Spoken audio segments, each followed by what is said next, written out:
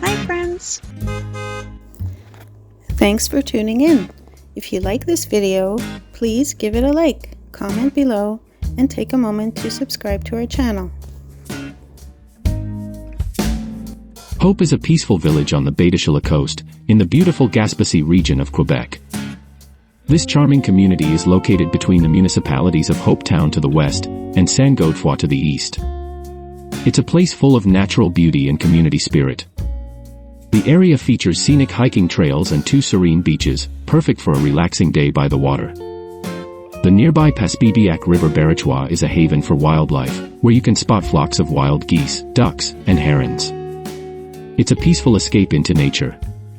The village also takes pride in its fertile farmland, supporting local farms that contribute to the economy. Recently, small businesses have been growing here, including The Old School, a non-profit that encourages recycling and reusing items. This initiative shows the community's commitment to sustainability and working together. Whether you're visiting for the stunning landscapes, the quiet atmosphere, or to meet the friendly locals, Hope offers something special. It's a place where you can truly relax and connect with nature.